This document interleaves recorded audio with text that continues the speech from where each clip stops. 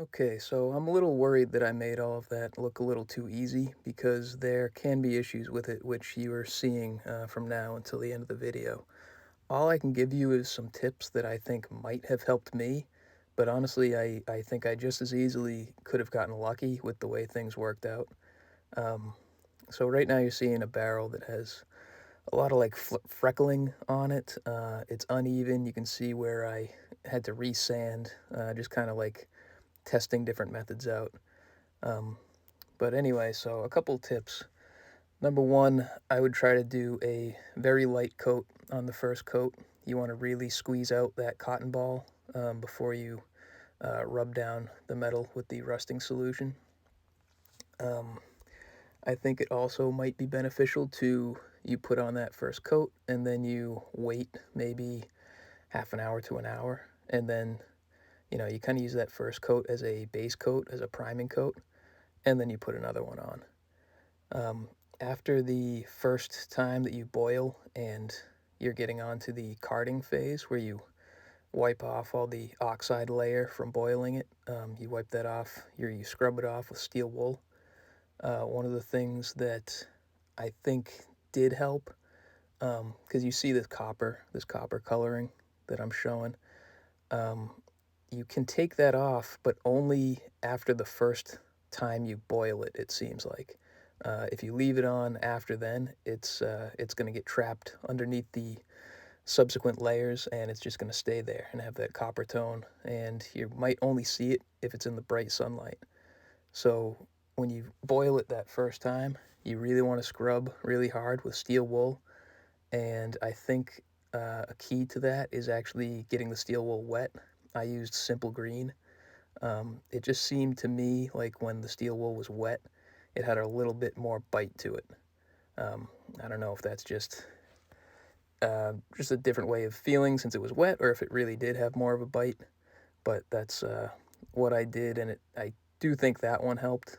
So, yeah, just first coat, scrub really hard with the steel wool, and make sure, beyond a shadow of a doubt, that you do not have any of that copper coloring on your part, or you just got to keep scrubbing until it's gone. Another thing, this probably should have been my first tip, but I forgot. I think depending on what rusting solution you're using, you might want to cut it with something. I was using Everclear, that's why you saw that bottle on my bench. It's not because I'm a raging alcoholic, but I do like to have fun when I'm reloading. No, so cut it with Everclear maybe, maybe around 50%, maybe a little less than 50% Everclear, um, but it just seems to help it cling to the metal a little more without beating up. Another thing that I think might help is you don't need to boil the parts when you have them rusted up. That is how you get, you're eventually going to have to, but you don't have to boil it every time. Uh, for instance, I got parts rusted up and I just didn't have time the next day or whenever they were ready to boil them. So I carded off the rust layer with the steel wool and they're still good to go. Like you can put another coating of the rusting solution on, and then you can boil it once it's rusted up for good. And I also think that that kind of method also might have a little bit of a hand in preventing the copper coloring from forming. I'm not 100% sure about that one.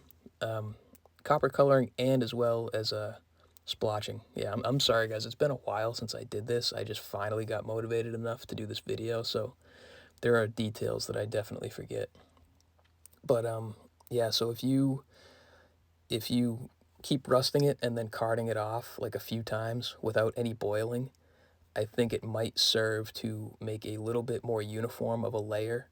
And then when you do finally do a first boil after getting it rusted up, it might be a lot more uniform when you boil it from already having some carded pure rust layers. So about prep and about cleaning after carding. Um, Again, this is kind of stuff that I'm a little hazy on at this point, but from what I remember, my prep was mostly degreasing with dish soap or Simple Green, sometimes brake cleaner.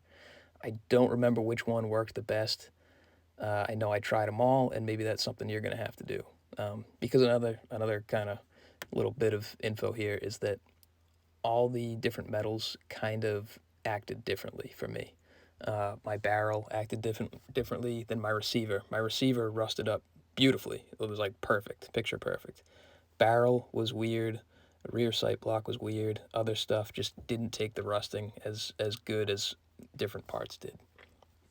So you might have to try different things to prep your surfaces.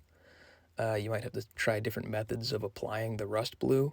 I used basically cotton balls and Q-tips, and they both seem to work on some things better than others. Now, as far as cleaning it up after you've carded it, you're going to have like this sludge all over it if you do wet carding, and you're going to have rust dust everywhere if you do dry carding, which is another reason I like doing the wet carding, because you don't have all that dust flying around, dust from the boiled rust and dust from the fibers from the steel wool.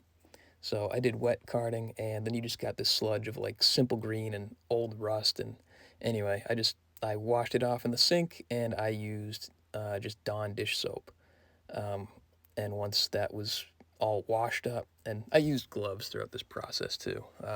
Handling it with bare hands after you've cleaned it up after a boil and card is not a good idea. You should wear gloves. So anyway, yeah, it was just pretty much dish soap to wash off the gross stuff. And then I'm not sure if I needed after that to then hit it with simple green, or if I just went straight to applying the next coat of rusting solution. Um, Again, that's just something you can try. So yeah, I didn't mean for the first half of the video to just make it look like a walk in the park. It was just that I was trying to do more of a brief overview. Someday in the future, I might do more of a full video on my process. But, you know, if you're willing to put the time and the effort into this and deal with more of the tedious things, and it's not all like that. You know, my receiver came out really nice and surprised me how easy it was. But, you know, if you're willing to put the time and the effort in, I think a rust blue finish is just a really cool, really durable finish, and I think it's something that you can take pride in if you do it yourself on your own gun. So I wish you luck if you try it.